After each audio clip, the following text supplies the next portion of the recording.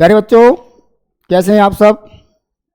एक बार फिर MIT class में आप सभी का स्वागत है। मैं आपके साथ AP सिंह चौहान एक नए अध्याय के साथ। जो आज का टॉपिक है वो टॉपिक है आपका कारक। कारक व्यक्ति का हिंदी की जो व्याकरण है उसमें महत्वपूर्ण स्थान है। इसके विषय में मैं आपको कुछ जानकारी दूंगा। सर्वप्रथम ये जानना बहुत जरूरी है कि कारक किसे कहते हैं। कारक क्या है? कारक संज्ञा और सर्वनाम का वह रूप है जिसका संबंध क्रिया से होता है। कारक का विभक्ति के साथ भी संबंध है। विभक्ति क्या है? विभक्ति का मतलब होता है विभक्त, विभाग या बांट। कारक का शाब्दिक अर्थ यह भी हो सकता है कार्य करने वाला। कार्य करने वाला भी कारक हो सकता है। प्यारे बच्चों, कारक विभक्ति के प्रकार। कारक विभक्ति मुख्यतः 8 प्रकार की होती हैं। कितने प्रकार की होती हैं? 8 प्रकार की। आप कारक को कह सकते हो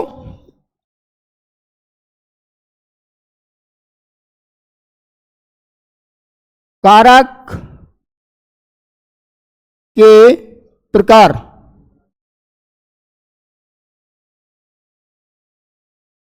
कारक के प्रकार। कारक के मुख्यतः 8 प्रकार होते हैं। नंबर 1 जो होता है वो होता है कर्ता। पहला कारक कर्ता।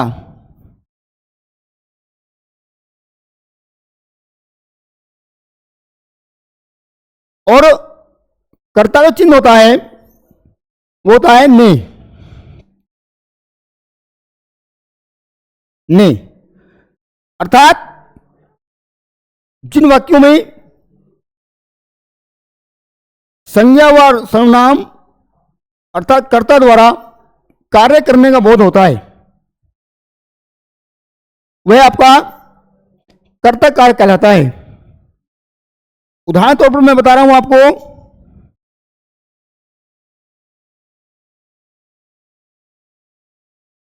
जैसे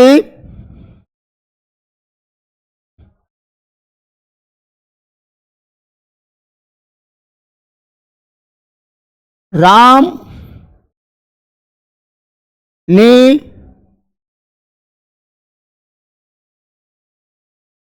पुस्तक पढ़ी। राम ने पुस्तक पढ़ी यानी कि इस प्रथमा विभक्ति में कर्ता के साथ चिन्ह ने है। तो यहां पर प्रथमा विभक्ति होगी। आपको दूसरी विभक्ति आती है कर्म।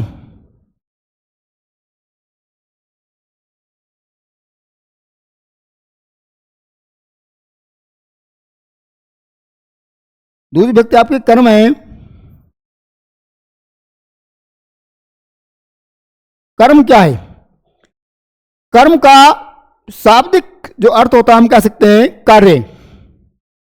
यानी कि जिन वाक्यों में कर्ता द्वारा किए गए कार्य की प्रधानता होती है। यानी कि कार्य कर्ता द्वारा मुख्य रूप से किया जाता है, क्रिया की जाती है, वहां आपका होता है कर्म और चिन्ह होता है उसका को।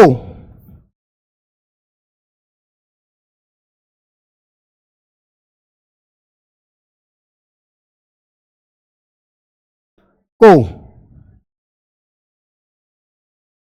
यानी कर्ता ने कर्म को।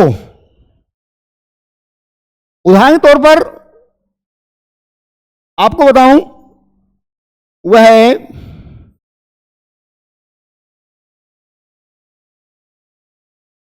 पुस्तक को पढ़ता है। वह पुस्तक को पढ़ता है। मैंने बताया नहीं आपसे कि कारक संज्ञा या सर्वनाम का वह रूप जिसका संबंध सीधा क्रिया से हो, वो कारक कहलाता है। यहां पर कर्म कर्ता द्वारा जो कार्य किया गया, किसको पढ़ा? पुस्तक को। ये आपका पढ़ता है, ये कर्म है।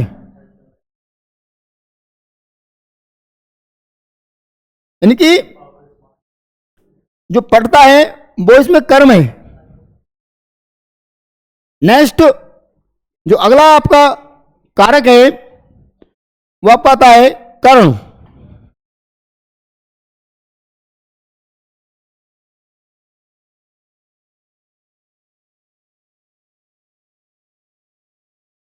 कर्ण का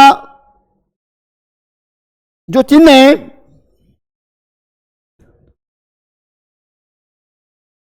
से या द्वारा,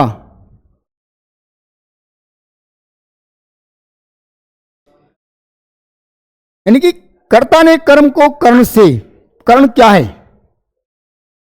कर्ण एक माध्यम है, कार्य करने का माध्यम है। यानी कर्ता जब किसी वस्तु के द्वारा अपने कार्य को पूर्ण कर रहा होता है, इस साधन के द्वारा कर्ता अपने कार्य को पूरा कर रहा होता है, तो वहां पर आपका कर्ण कारक बनता है चिन्ह से के द्वारा।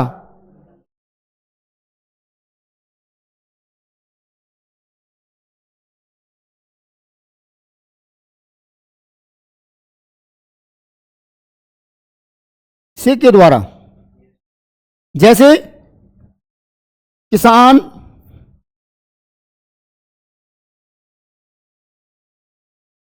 हल से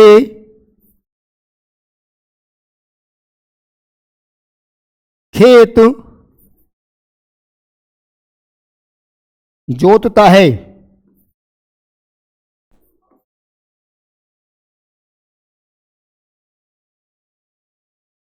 किसान हल से खेत जोतता है, इनकी साधन, साधन क्या है इसमें? कर्ण क्या है? हल। हल से खेत जोतता में कार्य पूरा कर रहा होता है। अर्थात जिन वाक्यों में कर्ता किसी साधन के माध्यम से, किसी वस्तु के माध्यम से अपना कार्य पूरा कर रहा होता है, तो प्यारे बच्चों वहां पर होता है आपको तृतीय व्यक्ति होती है, चिन्ह होता है उसका से के द्वारा। नेक्स्ट आपका जो अगला कारक है वो होता है आपका संप्रदान कारक।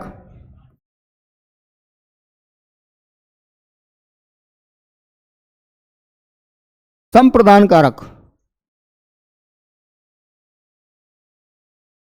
यानी कि चिन्ह होता है उसका के लिए।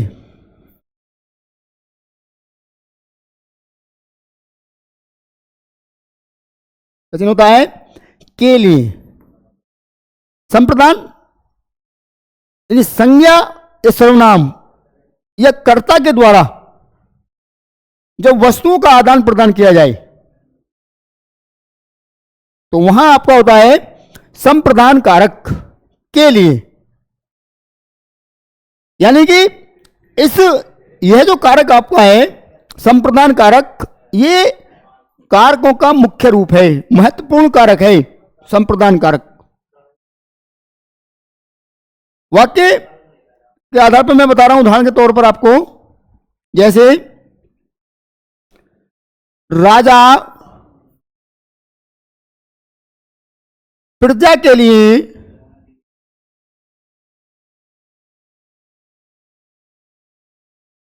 लिए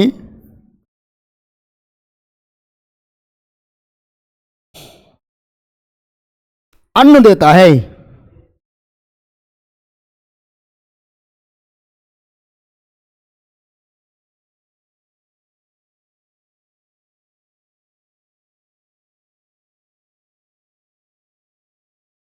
राजा प्रजा के लिए अन्न देता है, के लिए यानी कि निस्वार्थ वस्तुओं का आदान प्रदान के लिए। चिन्ह आपका संप्रदान कारक के लिए है, के लिए। वाक्य आपको हो सकता है कि मैं अपने भाई के लिए पुस्तक लाता हूं, या दानवीर भिखारियों के लिए दान देते हैं। जो आपका करण कारक है उसमें एक विशेषता और है, यानी कि जहां अंग विकार हो वहां भी आपका कर्ण कारक ही होता है। अब बताता चलूं कि कर्ण कारक में यदि अंग विकार है तो वहां भी आपका तृतीय व्यक्ति होगी, यानी कि कर्ण कारक के साथ से संबंध जुड़ा हुआ होगा। जैसे वह पैर से लंगड़ा है तो वहां भी आपका तृतीय व्यक्ति का ही प्रयोग होगा। चतुर्थ व्यक्ति पर आते हैं। संप्रदान कारक राजा प्रजा के लिए दान देता है। इसमें भी एक महत्वपूर्ण बात है कि जहां स्तुति शब्द आते हैं, जैसे आपका हो सकता है गणेशाय नमः,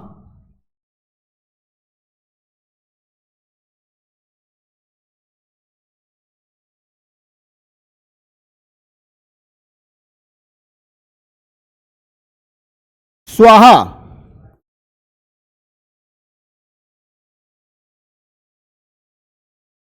यानी जहां स्तुति शब्दों का प्रयोग किया जाए तो वहां हमेशा केवल और केवल चतुर्थी व्यक्ति का प्रयोग होता है। वाक्य किसी भी रूप में हो, किसी भी काल में हो, लेकिन विभक्ति परिवर्तित नहीं होती हैं, चेंज नहीं होती हैं, क्योंकि विभक्ति अपना रूप परिवर्तित नहीं करती हैं। नंबर 5 आपका है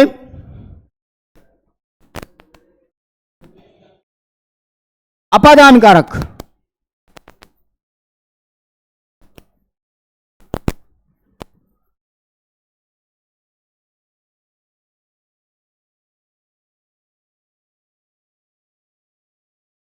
अपादान कारक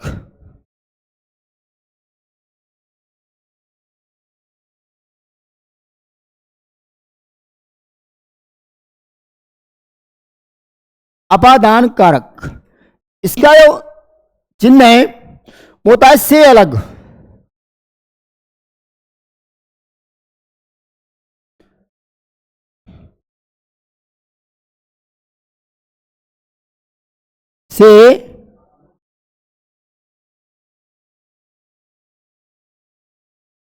से अलग,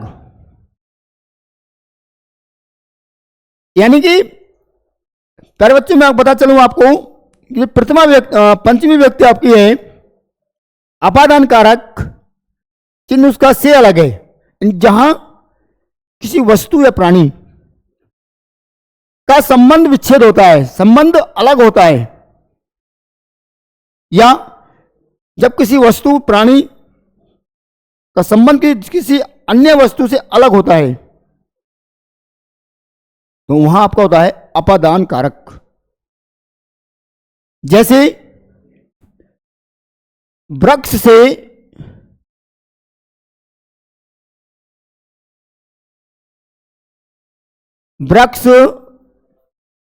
से पत्ता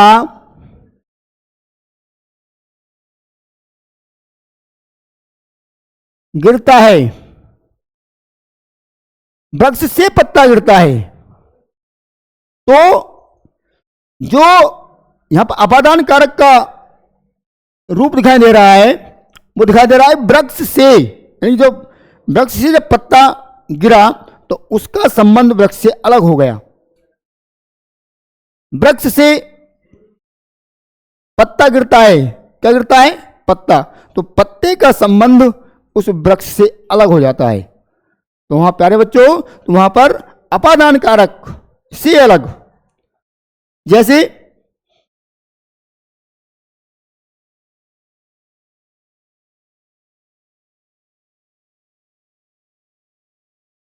हिमालय से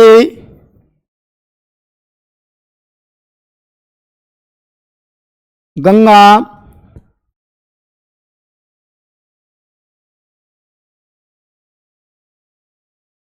निकलती है, हिमालय से गंगा निकलती है। तो देखो इसमें जो हिमालय से, यानी जो जल हिमालय से निकल जाता है तो उसका संबंध हिमालय से अलग होना पाया जाता है। तो वहां पर भी पंचमी व्यक्ति का प्रयोग होगा, हिमालय से गंगा निकलती है। तो इस प्रकार से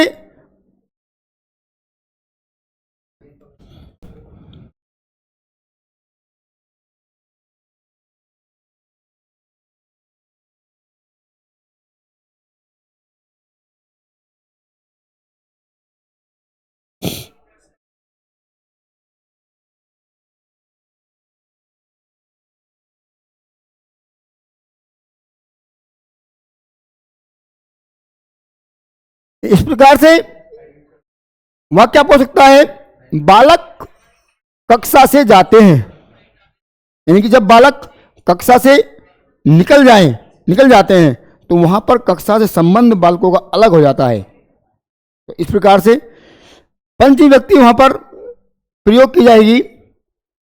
मैं अपने घर से नगर जाता हूं, जब मैं अपने घर से निकल जाता हूं तो मेरा संबंध वहां से अलग हो जाता है, घर से अलग हो जाता है। तो इस प्रकार से अपादान कारक से अलग होने के संयोग में पंचमी व्यक्ति का प्रयोग किया जाता है। प्यारे बच्चों, नेक्स्ट जो अगला आपका कारक है वो आता है आपका संबंध। महत्वपूर्ण पॉइंट है कि संबंध कारक है क्या? संबंध कारक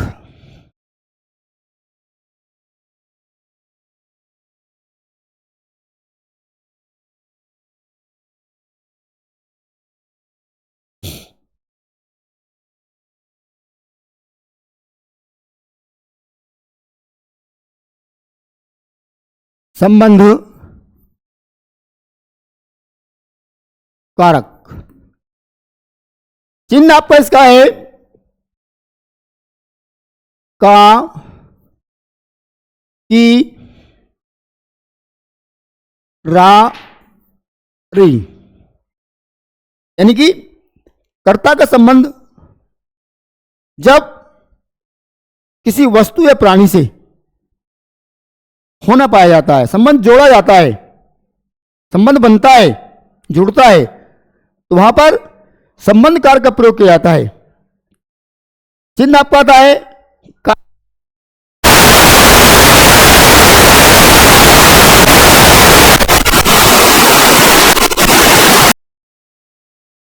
संबंध कारक चिन्ह काकी के रारी रे, यानी कर्ता का संबंध या सर्वनाम संज्ञा सर्वनाम का जो संबंध होता है वो किसी वस्तु या प्राणी से जुड़ा हुआ पाया जाता है, संबंध बनता है।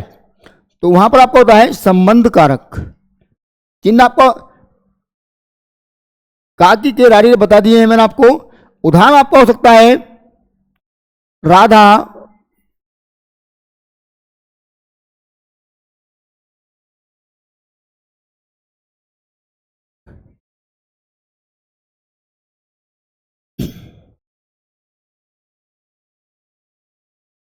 श्याम की बहन है।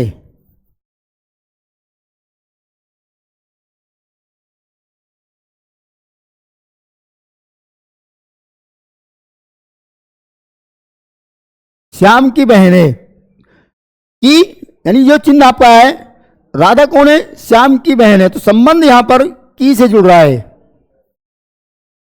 किन जो चिन्ह है आपका की, जैसे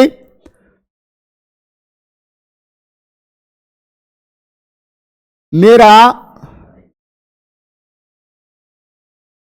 देश महान है, यानी जो मेरा देश महान है, तो यहां पर संबंध जो है वो मेरा देश यानी अपनापन, मेरा देश महान है। नेक्स्ट आपका एग्जाम्पल हो सकता है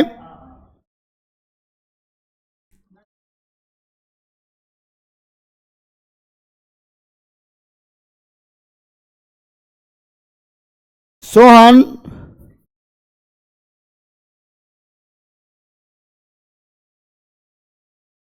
अपनी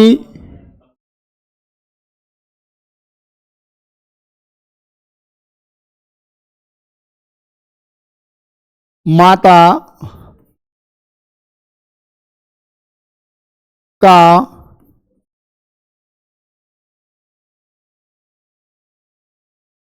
इकलौता पुत्र है।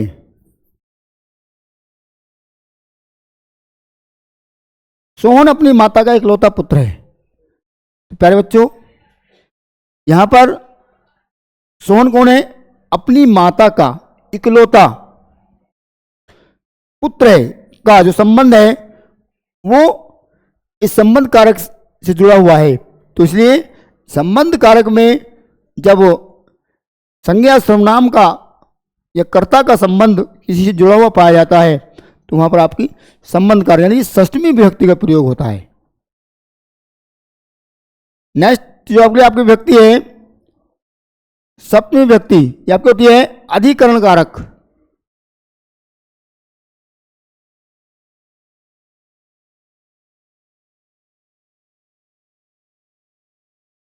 अधिकरण कारक, इसका जो चिन्ह है में पर ऊपर,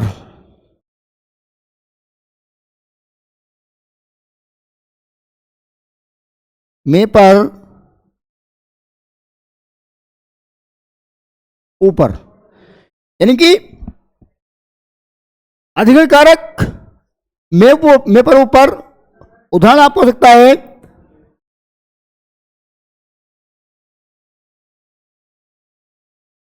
गाड़ी में यात्री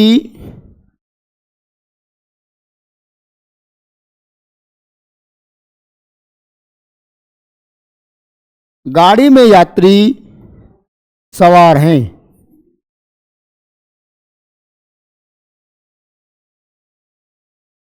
गाड़ी में यात्री सवार हैं, तो देखो इसमें गाड़ी में कौन सवार है? यात्री। तो चिन्ह में इसमें आया में, गाड़ी में। अधिकरण कारक इसको उदाहरण हो सकता है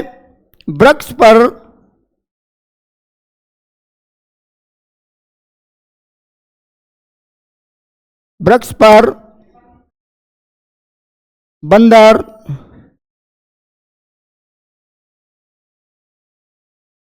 बैठा है। वृक्ष पर बंदर बैठा है, अधिकरण कारक में पर ऊपर। उदाहरण आपको हो सकता है तालाब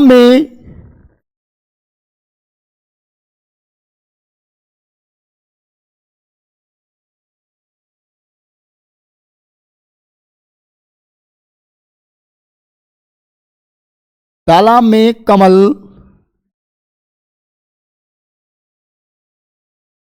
खिलते हैं।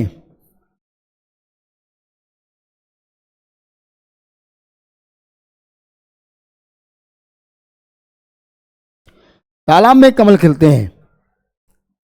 यानी कि संबंध अधिकरण कारक का जो प्रयोग है, उसके चिन्ह है, चिन्हों के आधार पर में पर ऊपर किया जाता है। जैसे छत के ऊपर छात्र खेल रहे हैं, बच्चे खेल रहे हैं। वृक्ष के ऊपर बहुत सारे बंदर कूद रहे हैं। तो अधिकरण कारक का प्रयोग में पर ऊपर चिन्हों के आधार पर किया जाता है। लास्ट जो आपका कारक है वो होता है संबोधन।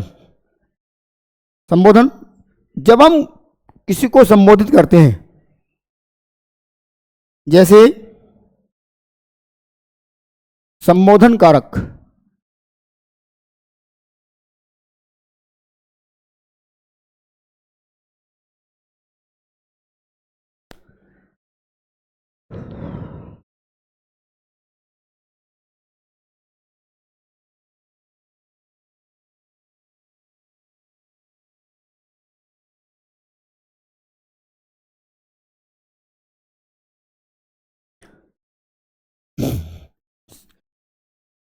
संबोधन कारक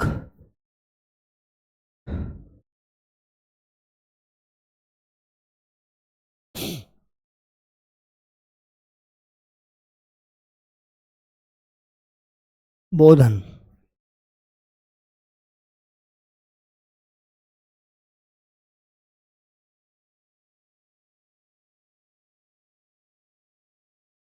संबोधन कारक चिन्ह इसका होता है भो अरे।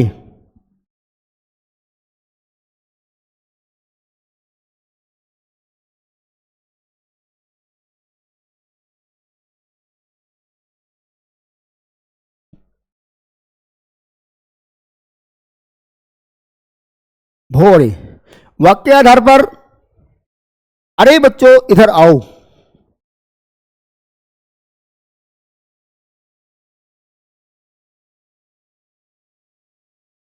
अरे छात्रों या बालकों,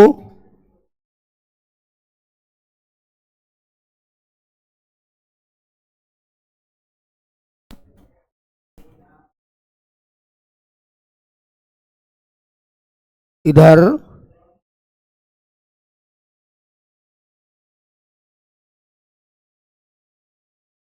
इधर आओ। झूठ मत बोलो, शांत हो जाइए। अरे शांत हो जाइए। यानी कि संबोधन किसी को नम्रता पूर्वक जबकि बात किसी से की जाती है, संबोधन चिन्ह के आधार पर भो अरे। तो इस प्रकार से ये जो 8 व्यक्तियां हैं, इन सभी व्यक्तियों का अपना अलग महत्वपूर्ण स्थान है। चाहे वो तृतीय व्यक्ति हो, चतुर्थी व्यक्ति हो, प्रथमा व्यक्ति हो, तो विभक्तियों के आधार पर ये जो उदाहरण आपका है, हो सकता है आपका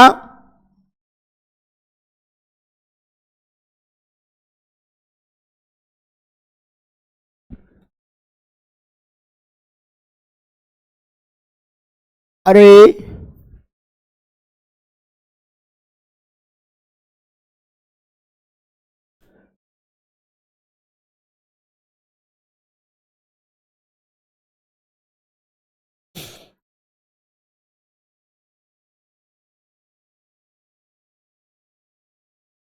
ऐसा मत करो।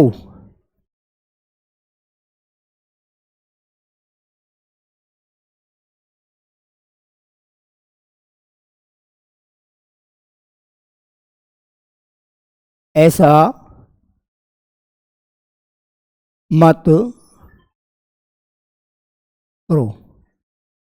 इस प्रकार से हम इन विभक्तियों का अध्ययन ठीक से कर सकते हैं। तो एमआईटी क्लास में मैं आशा करता हूं कि आप सभी भैया बहन ठीक प्रकार से अपना अध्ययन करेंगे और हमारे एमआईटी क्लास की जो कोर्स है वो सभी बालक परचेज करें, खरीदें। और 1 जुलाई से हम सब ऑनलाइन क्लास कंटिन्यू संचालित की जाएंगी। तो मैं आशा करता हूं कि आप सभी भैया बहन, छात्र छात्राएं MIT क्लास के कोर्स को परचेज करें, खरीदें और अपने उज्जवल भविष्य बनाने के लिए हमारे चैनल MIT क्लास को सब्सक्राइब करें, शेयर करें और जो भी आपको समस्याएं हैं उसे कमेंट करके हमें बताएं, सुझाव अपने दें, जिससे हम और बेहतर उसमें करने का प्रयास करें। धन्यवाद।